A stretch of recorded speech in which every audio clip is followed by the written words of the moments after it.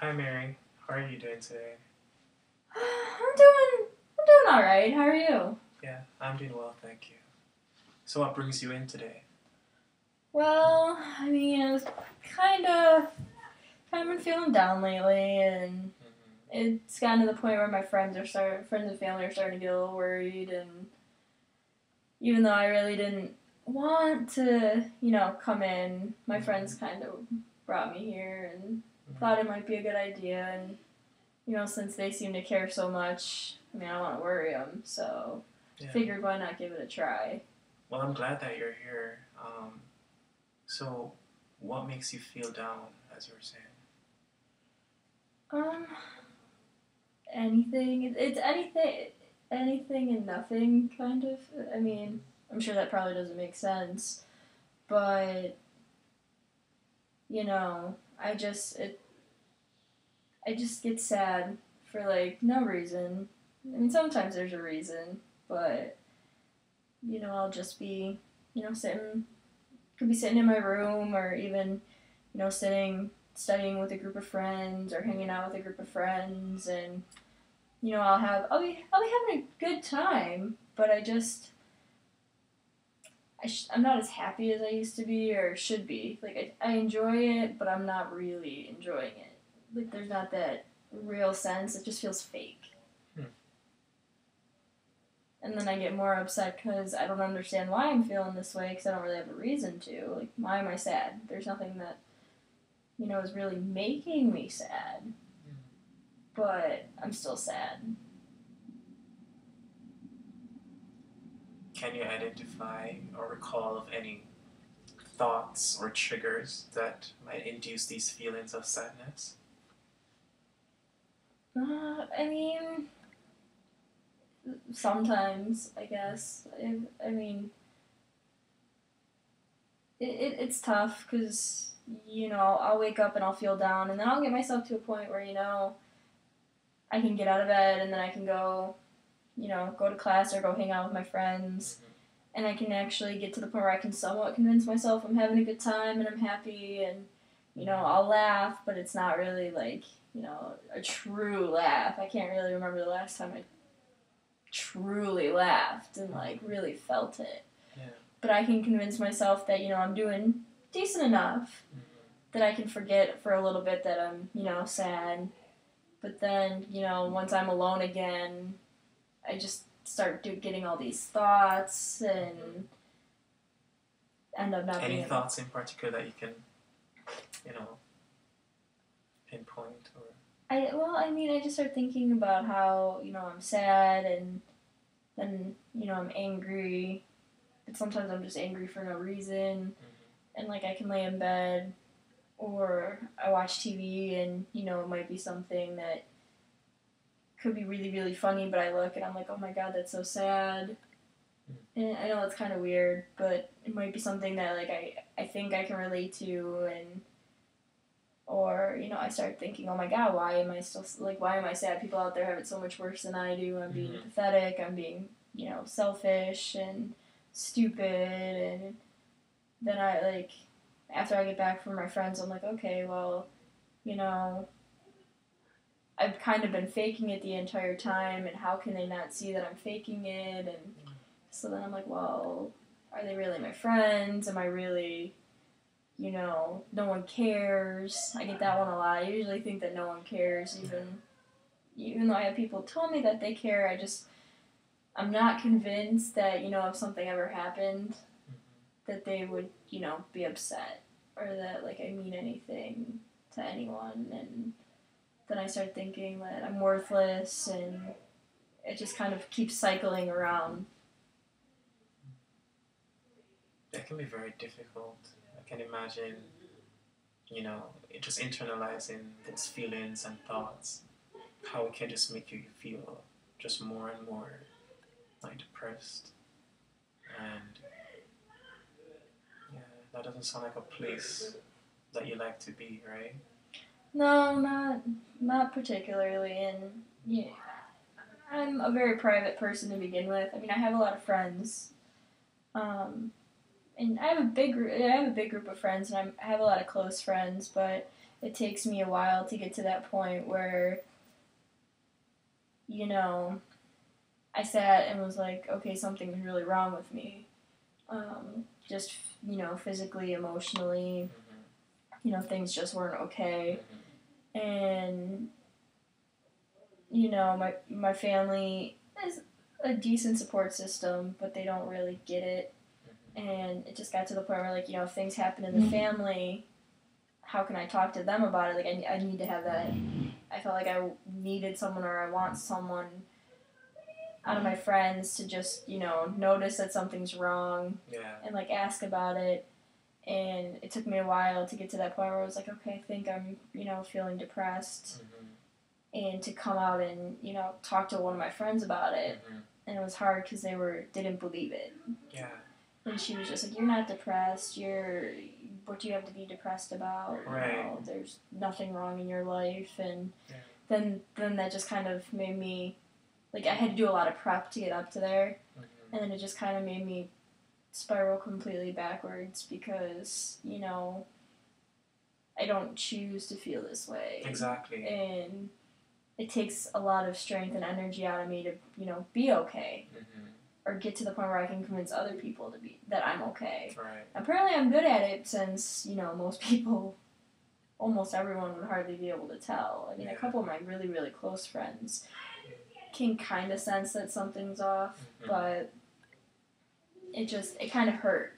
It kind of stung a lot, and then I'm like, wow, I really must be that worthless if, I'm sitting there confessing something that's not easy for me to tell someone, and then to kind of be shot down was just kind of hopeless. I guess I was hoping for some more support, because, the person I told that said that to me was kind of, a pretty good friend, and I kind of shut down for a while after that. And that's understandable. But I also want you to take note that this person that you confided in, it doesn't mean that they don't care about you. Perhaps they honestly just don't know about, depressive symptoms, which are basically what you're articulating right now. And, many people might think, then you're okay. You have a good education, you have family and support. There's no reason for you to be depressed. But this is a clinical problem. And I'm really glad that you came, because this isn't something that can just be normalized. Not everyone goes through it, clearly, since your friends can't identify with what you're going through. So I'm curious to find out, can you recall a time where you felt, happy, or actually don't like to use the term happy, because I think happy is just a temporary state of high. It's a temporary state of euphoria. When was the last time, Mary, you felt content with life?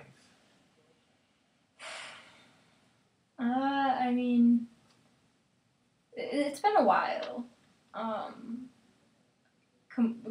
Completely content, or just, content for a steady period of time, like a week or a few hours, or... Let's say a few hours, or even any.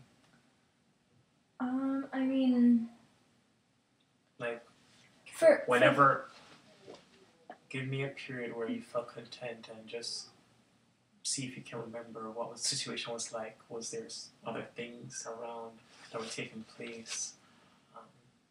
I guess, even thinking in the long run, the last time I was really content for periods where I didn't just have that feeling of being down. It's funny because it all revolves a lot around softball and the socialization around that I got from that. And for a long period of time, probably would have been, it's been a while actually, but it would have probably been my sophomore or junior year of high school. Was the last time that I wasn't down.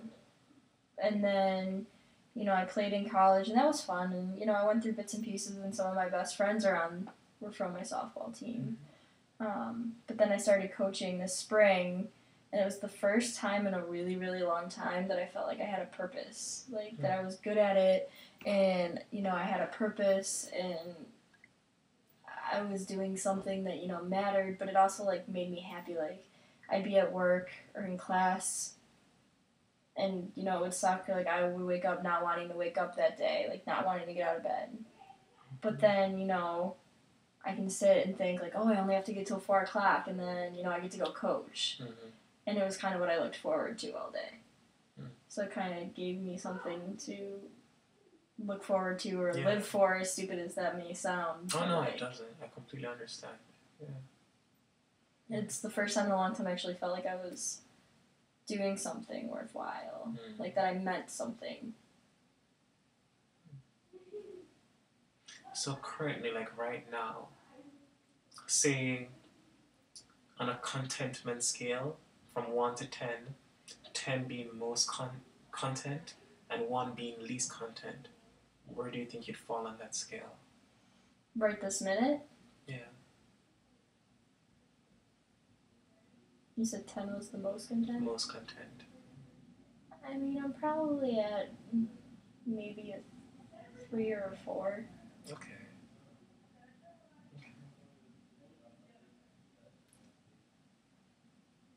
What could we do for you to help you reach, say, a 6 or a 7, at a level where it becomes easier for you to, be satisfied and to not feel so down? I think one of my biggest problems is that, I look down on myself too much, and I have such a negative view of myself, and so, it doesn't matter how, like, nice people say I am, or, how pretty they think I am, or whatever, they say how much they mean to me, I still, I don't believe them, because that's not how I see myself. Right, exactly. So it has to come from within. Yeah, and I keep getting told, it comes down to the fact that I've never had a real boyfriend either. Like, yeah, there's been a bunch of hookups and stuff, but I've just never felt wanted. And I remember one of my friends told me, well, you have to learn to love yourself before you can love someone else. And I mean, I guess I can see that, but at the same time, it's kind of a lot easier said than done. Right. And then, so I think I really need help trying to, maybe view myself in a better light and not be so critical. Yeah. Can't say I haven't tried, but, it's just, it's hard. Okay. Like, I sometimes look in the mirror and I just hate myself.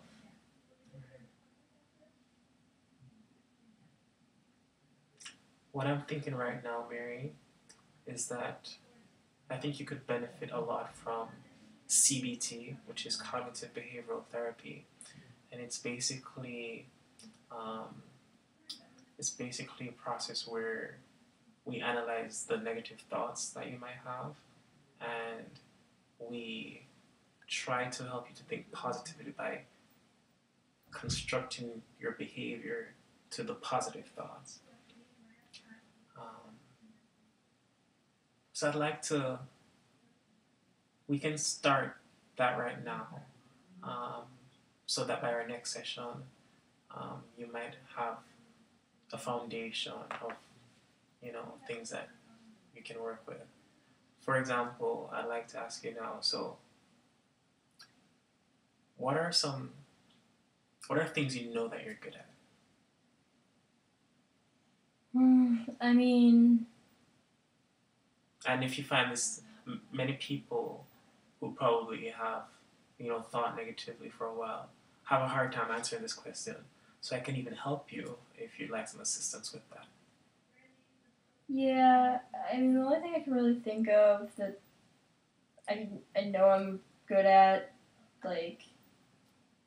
consistently, I guess, is, being around kids or, working with kids. Okay.